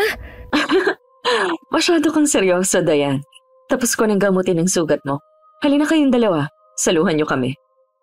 Ano yung kinakain mo, Ate Belinda? Bakit parang may dugo pa ang karning yan? Rare medium to. Gantong paborito kong luto sa karne. Ewan ko ba sa anak kong yan? Abay mula ng kung sino-sinong negosyante ang kinakausap niya sa mga meeting. Natutunan niyang kumain ng mga hilaw na karne. Hindi po ito hilaw, medyo hilaw lang. Uso to. Tama po. Marami na talagang kumakain ng mga ganyang pagkaluto ng karne. O diba, Daniel? Buti pa si Daniel alam niya. Ano namang klaseng juice yung iniinom mo, ate? Real fruit juice to. Ayoko kasi sa mga artificial na puro asukal lang laman. Nag-extract lang ako kanina ng prutas. Nakakatakot po ang kulay. Parang dugo. Gusto mong tikman? Ha? Naku, ayoko po. Ayos na po ako sa hot chocolate. Kahit masayang kausap ang mag-ina, naiilang pa rin si Dayan dahil sa kakaiba niyang pakiramdam. Lalo na kay Belinda, na alam niyang nagsisinungaling ang babae. Amoy na amoy niya ang lansa ng iniinom nito. Dahil sa kanyang third eye, ay mas lumakas din ang ibang senses niya sa katawan. Ipinagtaka rin niya na biglang nawala ang engkantong nakita niya kanina. Habang si Burdok ay hindi na umalis sa pagkakaupo nito sa tabi ng matandang babae. Dahil sa pakiusap ni Belinda na manatili pa sila ng isang araw, ay nahiya ng tumanggi ang magkapatid. Pinagbigyan nila ito at nakisilamuha sa mag-ina buong araw. Hapon na makaramdam sila ng antok, kaya maagang nakatulog ang magkapatid. Nagising si Dayan nang makarinig ng mga pagaspas ng pakpak ng malaking ibon sa labas ng bintana ng kanilang silid. Tumayo siya para hawiin ang kurtina. Nanlaki ang mga mata niya nang tumambad sa kanyang paningin ang kakaibang nilalang. Kaagad niyang ginising ang kapatid dahil sa kanyang takot. Bakit? Bakit ka nang gigising? Pupunta ka na naman ba sa kusina? Sa bintana, kuya! Sa bintana? Sa bintana ka naman pupunta? Pambihira naman, Dayan. Sa dami ng pupuntahan mo sa bintana pa. Ano yun? Magtatanan ka? Tingnan mo sa bintana, kuya! Ay, leche! Ano yan? Anong klaseng nilalang yan? Aswang! Aswang yan, kuya! Aswang? Anong aswang? May pakpak yan eh. Hindi naman yan manananggal kasi buo naman ang katawan niya. Tingnan mo ang tuhod niya. Putol, diba? Manananggal yan, kuya. Manananggal? Sa bewang nahahati yun, tangi ka ba? Kuya! Kuya, sisirain niya yung salamin ng bintana! Aswang nga yan! Uri yan ang manananggal na kung tawagin ay iki. Sa tuhod yan napuputol. Kailangan ko pa ba talagang mag-explain ngayon, ha? Paalisin mo siya! Paano ko paalisin? Kapag binuksan ko ang salamin ng bintana, tiyak na makakapasok siya. Ayan, isinara ko na lang yung kurtina. Tara na sa labas. Gisingin natin si Lola at si Ate Belinda. Delikado na mansyon. Inaatake tayo ng aswang. Kuya, sandali! Huwag mo akong iwan dito! Dalihan mo na! Dali-dali silang tumakbo papunta sa silid ni Lola Remy. Kinalampag nila ang pinto. At matapos ang ilang minuto, ay pinagbuksan na sila ng matanda. Hinatak sila nito papasok sa silid at sinabihang wag nang lumabas. Doon na sila pinatulog ng matanda sa silid nito, pero hindi naman sila nakatulog hanggang sa sumapit ang umaga. Sabay-sabay silang nagpunta sa kusina para mag-almusala. Tahimik sila at hindi nagkikibuan hanggang sa dumating si Belinda. Bakit ganyan ang itsura ninyo? May problema ba? May umataking aswang kagabi. Talaga? Pumasok ba ng bahay? May nasaktan ba sa inyo? Doon ko sila pinatulog kagabi sa aking silid, kaya naging maayos ang lahat. Bakit po inaatake ng aswang ang bahay niyo? Kung ano-ano na lang ang nangyayari dito. May bagat, may engkanto, ngayon aswang. Anong sinabi mo? Saan mo nalaman ang lahat ng yan? Ako ang nagsabi sa kanila. Ma, Bakit mo naman ginawa yon? Hindi mo na dapat sinasabi sa iba kung anong lihim ng pamilyang to. Anong mangyayari pagkatapos nito? Kung iniisip mo ate, na ipagkakalat namin ang mga nalaman namin, nagkakamali ka. Hindi kami ganun. Hindi ko rin naman gustong malaman ng mga yun eh. Sadyang nalalaman ko dahil sa third eye ko. Ang engkantong nakita ko, siyang tatay mo, diba? Alaga niya ang aso niyong bagat. Okay na sana eh. Pero yung aswang, bakit may aswang? Bakit kayo inaatake ng aswang? Tsaka, hindi dumating ang tatay mo para tumulong. Hindi basta-basta dumarating si Teryo. Mahirap lumabas mula sa mundo nila. Hindi ganun kadali yun, Dayan. Paano na po kayo niyan? Kung sakaling babalik po ang aswang na yon, paano nyo lalabanan ang halimaw na yon? Wala pa naman kayong panlaban dito. Walang asin, walang bawang, walang kalamansi, walang kahit ano bukod sa mga kutsilyong mapupurol na. Ma, bakit mo naman hindi sinabi sa akin na wala nang kahit ano dito sa kusina? Palagi akong tumatawag tapos hindi mo sinasabi ang mga kulang dito sa bahay. E di sana nasasabihan ko si Aling Baby na bilhan sa palengke lahat ng kailangan dito. Ngayon pa talagang walang kahit ano? Pasensya na anak, matanda na ako. Hindi ko na naisip ang mga yan. Isa pa hindi ko naman kailangan dahil ayoko sa mga pagkain na malalasa. Ay, paano na ang gagawin natin ngayon? Daniel, pwede bang isa pang pakiusap? Huwag muna kayong umalis. Kung may aswang, tiyak na babalik siya dito. Dalawa lang kami ni Mama ang narito. Hindi namin alam kung paano lalabanan yon. Pero hindi ko rin naman alam kung paano lumaban, ate. Ngayon lang ako nakakita ng aswang. Hindi ko nga yun alam eh. Si Dayan lang ang nagsabi sa akin. Kahit na hindi ka marunong lumaban, ang mahalaga may kasama kaming lalaki. Kapag bumalik si Papa, sigurado kong lalabanan niya ang halimaw na yon, pero isang beses sa isang buwan lang siya umuuwi. Ano? Paano na to? Wala tayong alam na panlaban. Wala rin namang mga pangontra dito. Ang meron lang po ako eh, yung kaunti kong holy water na nakalagay sa bote ng pabango. Tapos itong rosary na palagi kong ikinikwintas. Tsaka yung maliit kong Biblia. Pero hindi ko alam kung pwede ng panlaban ng mga yun. Kumuha na lang tayo ng kahit anong pwedeng makapatay sa aswang. Wala tayong paraan kundi ang patayin siya. Hindi! Huh? Baka kami lang ang sinasalakay ng aswang na yon. Hindi kayo pwedeng madamay dito. Umalis na kayong magkapatid. Huwag na kayong sumali sa gulong ito. Hindi, Mama. Sino bang sinasalakay ng aswang? Di ba sila? Baka gutom ang aswang na yon at dahil sa sugat ni Dayan ay naaamoy niya. Baka inakala niyang malapit na siyang mamatay kaya umaatake.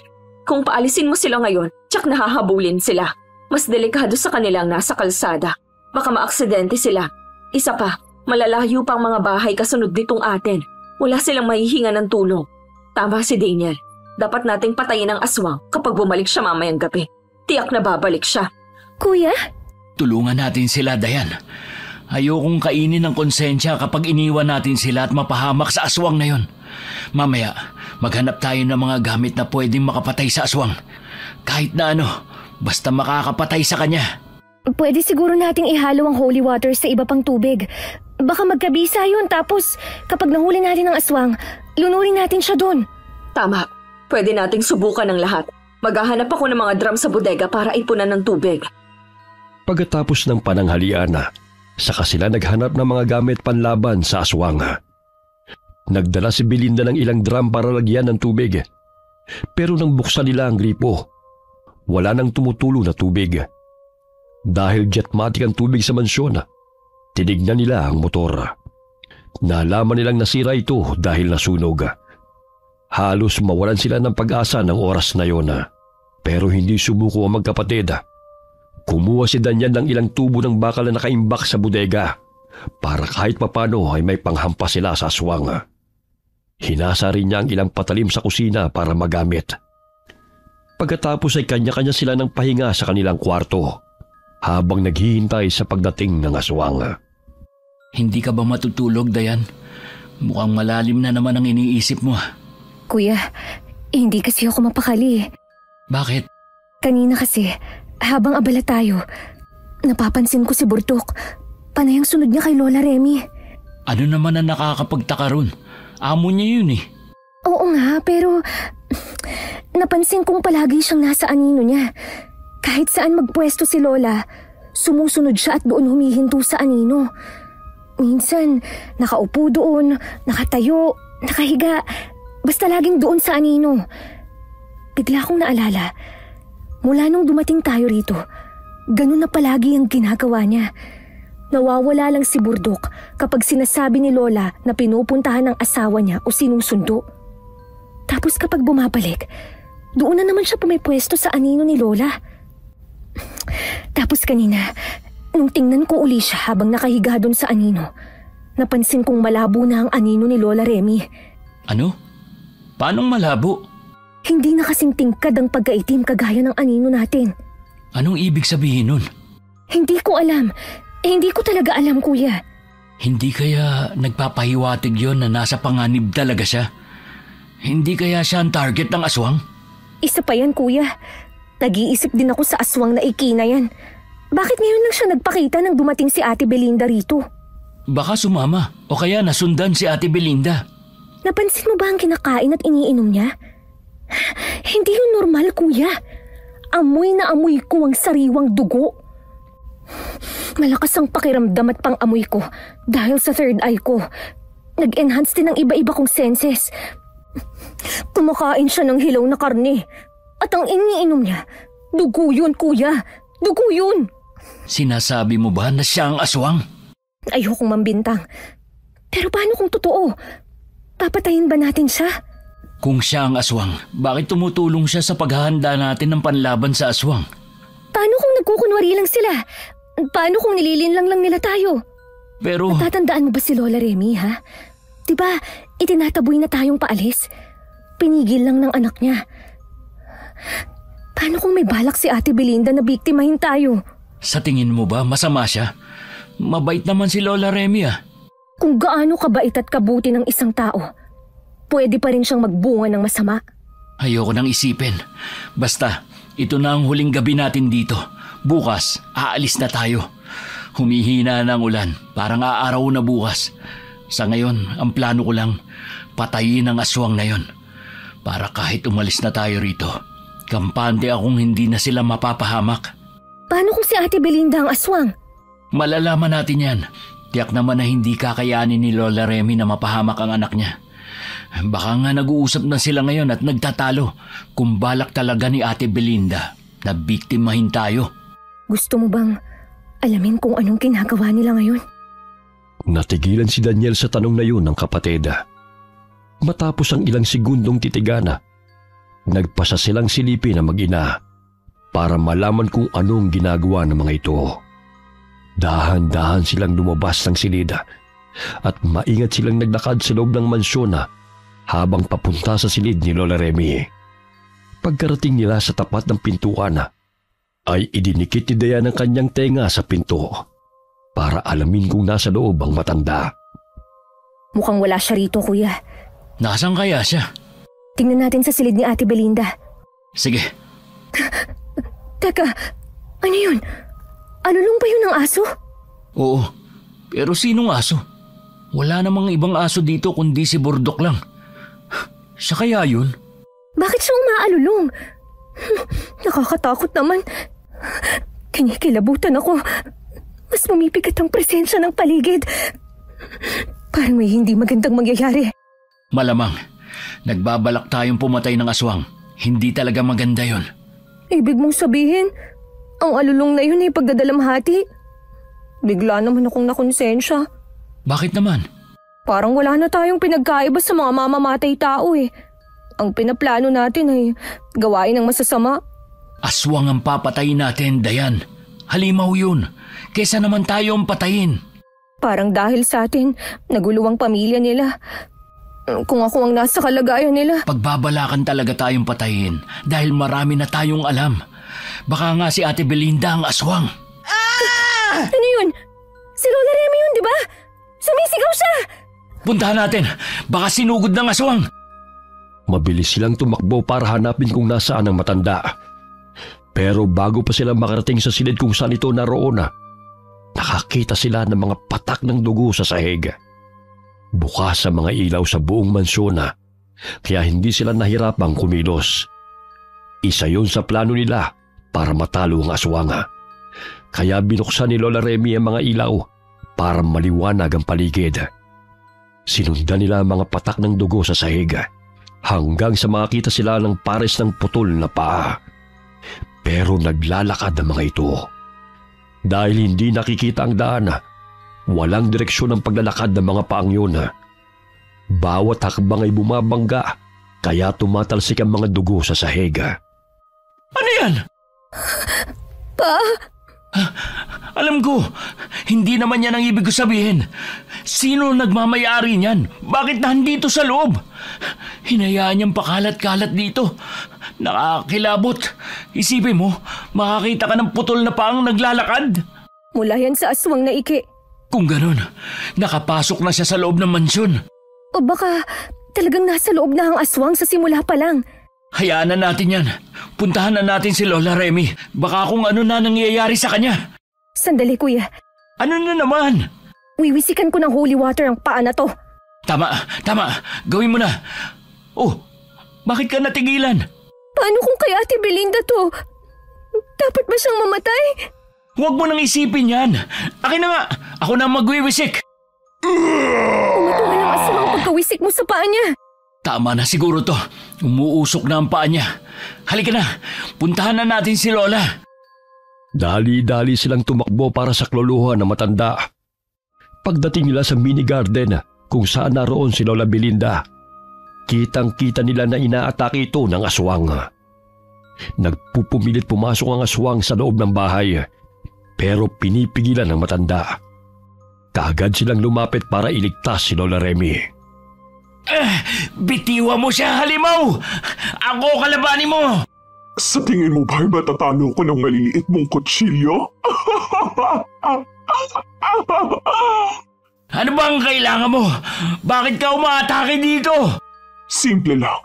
Madali ko kayong malalapa dahil walang tutulong sa inyo. Sasamantalahin ko ang masamang panahon dahil abala mga tao sa pagliligtas sa kanilang buhay. Dapat kayong mamatay. Wag! Parang awa mo na. Huwag mong gagawin. Umalis ka na dito. Kung pagkain ang gusto mo, may malapit na manukan at piggery dito. Pag-aari yun ng pamilya ko. Kainin mo mga hayop na gusto mo. Hahayaan kitang gawin yon. Huwag ka lang ditong umatake. Umalis ka na! Pero gusto kong makatikim ng tao. Ayoko sa'yo kasi matanda ka na. Sila, mga bata pa. Wala akong mapapatay dito! Ang kapal na mukha mo, sunugin ang maganda kong mukha. Gamit ang holy water na yan. Maganda? Nasaan? Kulubot nga ang mukha mo eh. Sige, lumapit ka at hindi ako magdadalawang isip na itarak sa iyong kutsilyong hawak ko. Bagong hasa pa naman to kanina. Diyan, ialis mo na rito si Lola. Ako nang haharap sa aswang na to. Sige kuya, mag-iingat ka ha. Mabilis yan lumipad. Puntiryahin mo ang pakpak niya para bumagsak, tsaka musaksakin ang puso. Oo, akong bahala. Aba, may alam ka pala kung paano ako talunin ha, pero hindi ninyo magagawa. Lumilipad-lipad ito sa iba't ibang direksyon, saka biglang susugod. Walang magawa si Daniel kundi ang yumuko at magtago. Panay ang halakhak ng aswang habang nakalutang sa ere. Umiiyak naman si Lola Remy habang nakikiusap na itigil na ang labanan. Gusto niyang lapitan ng dalawa pero pinipigilan siya ni Diana. Dahil hindi makali si Daniela, inutusan niya si Diana kunin ang itinabi nilang tubo. May kahabaan yun at magagawa na niyang sungkitin ang aswang gamit ang tubo. Sumunod naman si Diana at sandaling iniwan na matanda. Kaya nagkaroon ng pagkakataon si Lola Remy na pumunta uli sa mini garden. Tama na, pakiusap. Hindi pa ako handa para dito. Hindi ko kaya. Alam kong mangyayari ito pero wag ngayon. Hindi ko pa kayang makita. Umalis ka na. Pakiusap. Lola, ano pa sinasabi niyo? Umalis na kayo rito. Baka hablutin kayo ng aswang at hindi kagad kita makuha. Lumilipad siya.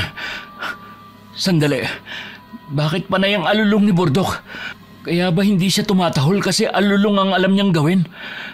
Hoy, Bordok! Tama na pag-alulong mo! Sa ganito pa talagang oras kung kailan gabing-gabi. Nakakakilabot ka. Tigilan mo yan! Naku po, bakit namumula ang mata ni Burdok? Nagliliyab na parang uling ang mga mata niya. Anong klaseng nilalang ba yan? Kuya! Heto na ang tubo! Akin na! Tapos, ilayo mo na rito si Lola! Lola, dito po tayo sa loob ng mansyon. Huwag na po tayong makisali dyan. Delikado po. Huwag niyong patayin ang aswang. Itaboy niyo lang. Alalahanin niyong may buhay din siya. Tao rin naman ang aswang, di ba? Hindi naman natin alam kung bakit at paano siya naging aswang. Kung papatayin siya, paano na ang pamilya niya hindi na siya uuwi? Maghahanap sila hanggang sa mapagod. Lola! Hoy, aswang! Kung talagang ayaw mo pang mamatay, umalis ka na dito. Huwag ka nang babalik. Pero kung patuloy kang aatake, wala na akong magagawa kundi ang itarak sa iyo ang tulis ng tubo na ito. Kahit breadwinner ka pa ng pamilya nyo. Kaya bago mangyari yon, bibigyan pa kita ng pagkakataong mabuhay. Pinapatawa mo ko, lalaki. Walang pagkakataon sa akin. Masyado na kayong maraming alam. Dapat sa inyo'y mabura na sa mundong to. Hindi kasi dapat kayo nakikialam sa buhay ng may buhay. Wala kaming pinapakialamang buhay ng iba. Tamang hinala ka. Talaga ba? Pues malalaman niyo rin yan. Muling naglaban ang dalawa. Kahit malakas ang aswang ay pinilit pa rin ni Daniel na labanan ito. Bawat atake nila sa isa't isa ay walang humpay na atungal naman ni Burdok ang umaalingaw-ngaw sa paligid na lalong nagdala ng kilabot. Napapatalsik si Daniel ng mga atake ng aswanga gamit ang tulis ng pakpak nito at mga kukong ikinakalmot sa binata. Hindi siya tinitigilan ng aswanga hanggat hindi nasasakmal sa leeg. Napasigaw naman si Dayan nang makitang sinasakalan ng aswang ang kuya niya at maya-maya'y sinakmal na nito ang leeg ng binata. Naghagilap si Dayan ng pwedeng ipanghampa sa aswang na iki. Nang makita niya ang tubo na nabitiwan ng kapatid, ay kaagad niya itong kinuha. Pero pinigilan siya na matanda sa dahilan na baka siya ay saktan ng aswanga. Naghilahan ang dalawa hanggang sa matumbang matandang babae sa lupa. Binitiwan naman ni Dayan ang tubo para tulungan si Lola Remy. Inalo niya ito dahil walang humpay sa pag-iyak sa hindi niya malamang dahilan. Napatingin siya sa bagat dahil nakatayo lang ito habang panay ang atungal. Nakakaramdam na siya ng inis sa aso, kaya doon niya ibinato ang tubo. Nagalit ang bagat dahil sa kanyang ginawa, kaya binalak siyang sugurin. Pero mabilis na niyakap ng matanda ang kanyang alaga at pinakalma ito. Natigilan ng dalawa ng sabay na sumigaw sina Daniel at ang aswang. Kuya! Kuya, anong nangyari? Bakit? Anong... Kuya! Yung aswang, naihagis ko at tumusok ang katawan niya doon sa matulis na bakal ng gate. Kuya! Kuya, mabuti naman at ligtas ka. Pero, ang laki ng sugat mo sa leeg. Ang bilis ng pagtagis ng dugo. Lola Remy, baka po mamamatay na ang aswang na yan. Pero si Kuya, malaki po ang sugat niya. Kailangan po niyang magamot agad. Lola, bakit po ganyan ang iyak niyo? Kuya, halika. Tatalian ko ang leg mo nitong tela na pinunit ko sa damit ko. Kailangang maangkat ang dugo. Ang anak ko. Melinda, kung nakinig ka lang sa akin, hindi ito mangyayari. Bakit kasi mas pinili mong katigasan ng iyong ulo? Pero kasalanan ko ang lahat. Hindi ko kayang hadlangan ng tadhana natin. Lola, ano pong ibig niyong sabihin? Wala naman po si Ate Belinda dito ah. Teka, oo nga pala. Nasaan siya? Bakit hindi siya tumulong sa paggabi sa aswang? Dahil siyang aswang. Ano? Anong sinabi mo, Kuya? Tama ka, Dayan. Siyang aswang. Tignan mo ang katawan niyang nakasabit sa gate. Bumalik na sa pagiging tao. Tulungan niyo siyang makababa. Pakiusap. Gusto kong mayakap ang anak ko. Si Ate Belinda I'm sorry, ate. May kutob na akong ikaw yan. Pero pwede namang pag-usapan eh. Bakit kailangan pang umabot dito ang lahat? Sandali lang. Ibababa ko siya. Kuya baka... Mahina na siya, Dayan. Hindi niya na magagawang manakit. Tsaka isa pa, nasaan yung tao na siya?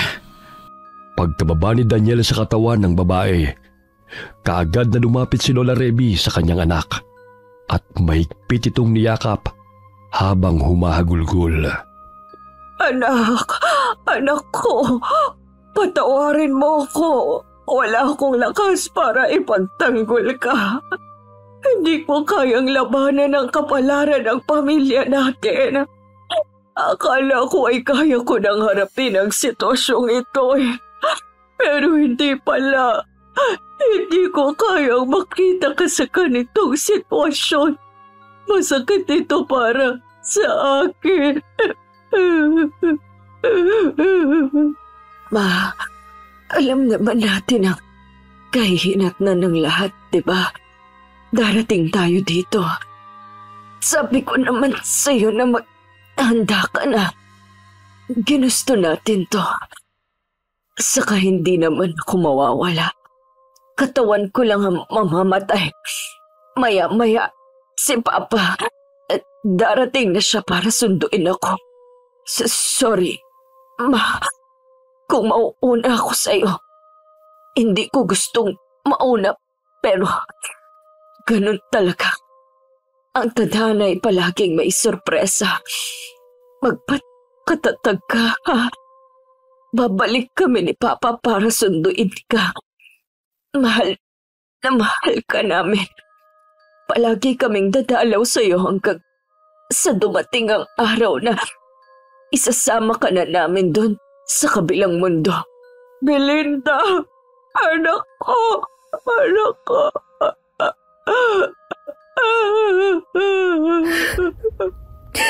Ate, sorry po. Hindi naman namin intensyon ng lahat eh. May kutob na akong ikaw ang aswang, pero nagdalawang isip ako. Mas pinaniwalaan ko na halimaw lang na gutom at gustong mambiktima. Huwag kang humingi ng tawad. Nakatadhana ang lahat ng ito. Sobra akong nagpapasalamat sa ginawa ninyo sa akin. Daniel, huwag kang makukonsensya, ha? Ang buhay ko ay hanggang dito na lang. Salamat sa pagtuloy niyo sa bahay namin. Nalaman kong may ibang handang magprotekta kay Mama, kaya mapapanatag na akong iwan siya. Salamat sa inyong dalawa. Patawad, ate. Hindi ko alam. Wala akong alam. Oo, wala kayong alam. Dahil kung alam na ninyo, hindi ito magaganap. Hahaba na naman ang araw na aming hihintayin para lang maulit ang sitwasyong ito. Mama, si Bordok, sinasalubong na niya si Papa. Nandiyan na si Papa. Ako'y sasama na sa kanya, ha? Magpapakatatag ka dito. Mahal na mahal kita, Mama. Belinda! Anak ko! Belinda!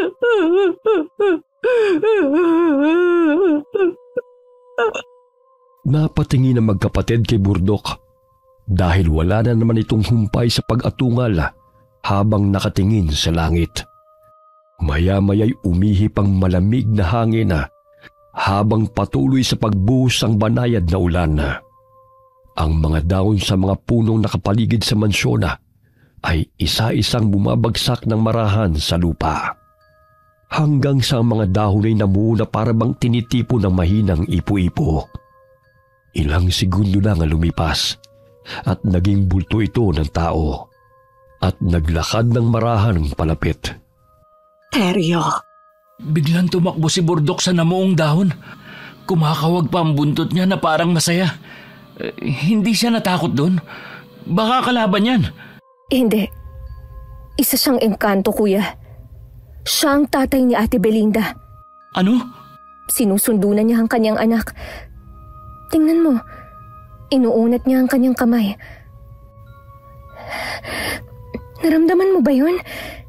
Hinipan ng hangin ng katawan ni Ate Belinda na para bang may itinulak. Yung kaluluwa ni ate, humiwalay na sa katawan niya. Tapos, naglakad palapit sa tatay niya. Tignan mo yung dahon na namuong bulto ng tao. 2 na. Si Ate Belinda na yung isa, kuya. Grabe, mababaliw yata ako nito. Totoo ba ito? Nasasaksihan ko ba talaga ang lahat ng to? Teryo, ikaw nang bahala sa anak natin, ha? Remy, huwag kang malungkot. Hindi naman nawala ang anak natin. Tapos na ang kapalaran niya sa mundong ito. Isasama ko na siya sa aking kaharian. Dadalawin kita ng madalas dito hanggang sa dumating ang araw na ikaw naman ang aking susunduin. Magkakasama rin tayo sa aming mundo.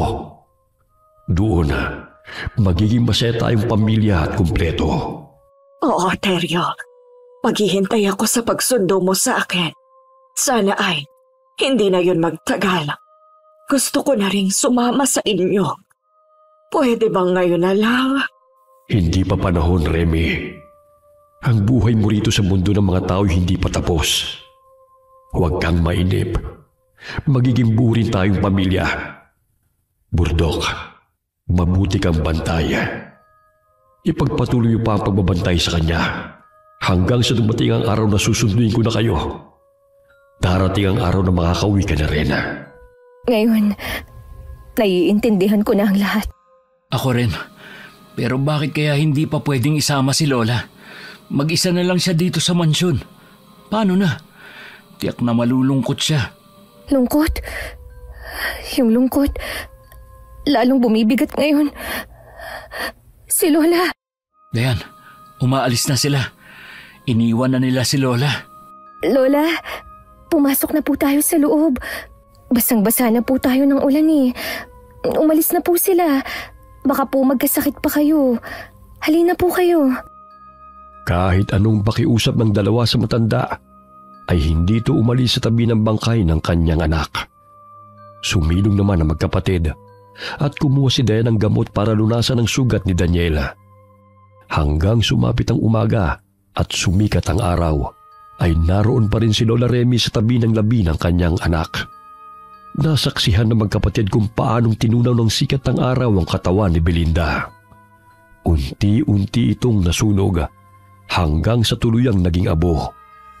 Tinipo ni Lola Remy ang abo ng kanyang anak at inilagay sa isang maliit na banga. Saka pa lamang siya pumasok sa loob ng bahay at inilagay ang banga sa altar. Nagsindi siya ng kandila at nag-alay ng dasal. Nakalalay lang ang magkapatid sa matanda hanggang sa nagsabi itong magpapahinga na sa kwarto niya. Ano na kaya mangyayari ngayon kay Lola?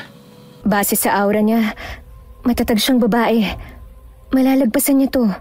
Pero nagtataka talaga ako. Di ba ang mga engkanto kapag gusto nilang kunin ng isang tao, nagagawa nila? Gusto naman ni Lolo Teryo na kunin si Lola Remy, di ba? Bakit kaya hindi pa niya isinama? Pagising ni Lola, itanong natin sa kanya. Sa tingin ko, ikukwento na niya sa atin ang buong kwento. Sa ngayon, gusto ko na rin matulog. Hapon na magising ang magkapatid. Kaagad silang lumabas ng silid para kumustahin ang matanda. Nakita nila itong nasa kusina at nagluluto ng hapunan habang masayang kinakausap si Burdok. Lola? Oh, kayo pala. Gising na pala kayo. Maupo na muna kayo riyan. Malapit na akong matapos sa pagluluto. Dinamihan ko ng niluluto kong pagkain dahil darating ang mga housekeepers. Kumusta na po kayo, Lola? Mukhang masaya po kayo ah. Kagabi lang. Shh! Pambasag kay. Mukhang kinakalimutan na niya ang nangyari. Binabalik mo pa.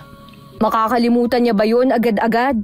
Kayo talagang dalawa. Nakatutuwa kayo. Diana. Po? Tulungan mo kung maghain at nang makakain na tayo. Opo, Lola. Lola, kailan po pala darating ang mga housekeeper? Bukas. Bukas pa po pala. Bakit nagluto na po kayo agad? Ilalagay ko sa ref para bukas ipapainit ko na lang. Hindi na kasi ako makakapagluto kapag nandito na sila dahil kailangan ko silang bantayan habang naglilinis. Ganun po ba? Kumain na tayo. Lola, pasensya na po ah. Pero dahil po sa nasaksihan na namin ng mga kababalaghan na nangyayari dito sa bahay niyo, baka po pwedeng ikwento na ninyo ang buong kwento para po wala nang maiwang tanong sa isip ko. Siya, sige. Pala ko talagang ikwento sa inyo ito. Sumpa ho ba ang lahat ng iyon? Marahil ay ganun na nga. Nagkakilala kami ni Teryo sa gubat. Kasama ko ang mga barkada ko noon na pagkatuwaan namin na maligo sa talon. May maganda kasing falls doon. Binawalan kami ng magulang ko na pumunta doon kasi nga ang talon daw na yun ay nangunguha ng buhay. May nagbabantay daw kasing engkanto. Hindi kami naniwala at tinawanan lang namin yon. Ilang araw nang lumipas at wala nang masamang nangyari. Kaya naisip kong hindi totoo ang panakot nila. Wala talagang engkantong namamahay sa talon na yon. Pero dahil sa paniwala kong yon, doon nagsimulang magpakita si Teryo. Siya po ang bantay sa talon? Hindi siyang bantay sa talon, pero siyang bantay sa gubat. Lagi niya akong ginagamitan ng kapangyarihan para takutin, pero hindi ako natatakot hanggang sa nagpakita siya sa akin. Lalo akong hindi natakot kasi para sa akin ay napakagwapo niya kahit ibang itsura. Na-inlove po kayo agad? Nako, siguro nga. Tapos po? Naging magkaibigan kami at nahulog ang damdamin namin sa isa't isa. Inalok niya akong sumama sa kanya, pero tumanggi ako. Kasi kapag kinuha ng engkanto ang tao, mamamatay ang katawang lupa. Tsaka hindi ko kayang iwan ang mga magulang ko. Nalaman ng reyna nila ang pag-iibigan namin ni Teryo. Mahigpit yung ipinagbabawal. Dahil doon pinaghiwalay kami. Pero matigas ang ulo ni Teryo. Tumakas siya para lang sumama sa akin. Kaso nang madalas na kaming magkasama, napapansin ng mga magulang ko na nag-iiba raw ang kilos ko. Lagi ako nagkukulong sa kwarto. Hindi na ako nakikipagkita sa aking mga kaibigan. Nag-alala sila. Naririnig daw nilang nagsasalita akong mag-isa at minsan ay tumatawa pa. Ganun po talaga ang mangyayari kasi hindi nila nakikita ang engkanto. Ako nga po hindi rin ako maniniwala kung hindi lang dahil sa kapatid kong may third eye. Ano po palang nangyari? Dinala po ba kayo sa mental? Muntik na, pero gumawa ng paraan si Teryo. Nagsatao siya minsan. Umakyat siya ng ligaw sa akin. Niligawan pati ang mga magulang ko. Dahil gwapo siya, mabait, at masipag. Nakuha niya ang loob ng mga magulang ko. Naging mag-asawa kami. Nabuntis ako. Pero may isa kong kaibigan na nainggit. Lumapit sa isang mambabarang para isumpa ako. Ang tinablan ng ritual nila ay ang aking anak. Ginawa nilang aswang. Dahil doon ay bumalik si Teryo sa kaharian nila para humingi ng tulong sa kanilang reyna. Pero hindi siya tinulungan dahil bawal makialam ang mga engkanto sa problema ng mga tao. Gusto kaming isama ni Teryo sa kanila pero hindi pwedeng pumunta si Belinda dahil aswang siya. Mangyayari lang na makapunta siya doon ay kapag namatay na siya at yun ang hinintay namin, ang pagkakataon kung kailan yun magaganap. Paano niyo po nalalaman kung kailan? Dahil kay Burdok, may kakayahan siyang makita ang hinaharap. Isa siyang makapangyarihang bagat. Nagkakaintindihan sila ni Teryo at sinasabi naman ni Teryo sa akin ang mga magaganap sa hinaharap. Kaya alam ko na ang mangyayari bago pa kayo kumatok sa bahay ko. Nang makita ko kayo, alam kong isa sa amin ni Belinda ang magpapaalam sa mundo. Pero hindi ko sukat akalain na siya ang mauuna. Masakit para sa akin bilang ina. Ayokong makitang mamatay ang aking anak. Pero matapos kong umiyak ng umiyak, naisip kong tama ang naging kapalaran niya. Hindi na siya maghihirap dito. Magiging masaya na siya doon. Kayo po. Kailan po kayo susunduin ni Lolo Teryo? Hindi naman po sa nagmamadali ako Curious lang po ako. Sa oras na maubos na ni Burdok ang pagkain sa aking anino. Yun kasi ang kapalit ng hiniling namin sa kanya. para makita ang hinaharap. Ngayon, naiintindihan ko na po ang lahat. Kung bakit lumalabo ang inyong anino at bakit palaging nandun si Burdok. Hindi ko po alam kung malulungkot ako o matutuwa. Kasi kapag nangyari yun, makakasama niyo na po ang inyong mag-ama. Naiintindihan ko na rin kung bakit nababalot ng kalungkutan ng lugar na ito. Ito po ang mga naipon ninyong lungkot at pangungulila na itinatago niyo sa maganda niyong ngiti. Hindi na ako nalulungkot ngayon, Dayan. Nasasabik na akong makasama ang aking mag-ama. Wala na akong kailangan pang gawin sa lugar na ito. Nagpapasalamat ako sa inyong pagdating dahil winakasan ninyo ang paghihirap ng aming pamilya. Yun po ba ang dahilan kung bakit wala kayong itinago sa amin para maisakatuparan ang kung ano man ang dapat maganap? Pasensya na kayo kung ginawa ko yon. Hindi ko rin po alam ang mararamdaman ko ngayon. Pero natutuwa po akong malaman ang kwento nyo. Hindi ko po ito makakalimutan. Salamat po. Kinabukasan, nagpaalam ng magkapatid sa matanda. Magang na ang kanilang kalooban na iwan siya. Dumating na rin ang mga housekeepers na hinihintay ni Lola Remy, kaya napanatag ang dalawa. Habang nasa biyahe, nag-uusap pa rin sila dahil hindi sila makapaniwalang naranasan nila ang kababalaghang yun. Dayan. Bakit kuya? Yung anino ni Lola Remy, kumusta na? Yun ba? Himala naging interesado ka bigla. Gusto mong malaman kung mahaba pa ang buhay niya? Hindi naman sa ganun pero... Wala na siyang anino, kuya. Naubos na ni Burdok. Narinig mo ba kanina? Pagkalabas natin sa bakuran ng mansyon, ha? Umalingaw-ngaw ang malakas na atungal ng bagat. Ha? Hindi ko narinig yun Si Lola. Hindi ko alam kung kailan siya susunduin. Kung ngayon na ba, mamaya o bukas. Pero ngayon, isa lang ang sigurado ako. Masaya akong magkakasama-sama na sila sa kabilang mundo. Umagit na ang katahimikan sa magkapatid. Nakatutok lang ang tingin sa unahan ng kalsadang binabaybay ng kanilang sasakyan. Tumatakbo sa isip ni Dayan na ang lahat ng tao ay may kanya-kanyang kwento. At bawat kwento ay may kabuluhan. Minsan, inaakala nating hindi makulay ang ating buhay. Pero ang totoo, ang bawat segundong lumilipas sa buhay natin ay gumuguhit ng kulay. Hindi man natin ito nakikita, pero sa paningin ng iba, namamangha sila. At wala tayong kaalam-alam doon. Ano man ang pagsubok na haharapin sa buhay, magpatuloy lamang. Dahil bawat natatapos nating lakbayin, may ibang nabibigyan ng pag-asa. Okay, sana po nagustuhan niyo ang kwento natin ngayon. Shoutout po tayo kina Josefina Coracha. Hi kay Reynilda Garcia. Shoutout sa Buendia family, kina Billy Ray, Jenny May at Ray Buendia. Galing kay Lucy Buendia. Kamusta po kayo? Shoutout kay Beth Royo at kay Jasmine. Hi kay Migs from Bicol. Hi Honey Love Sweet Man from Bahrain. Hi kay Ronilo Torreyon from Mandaluyong. Alright, marami pong salamat sa inyong lahat and God bless all of you.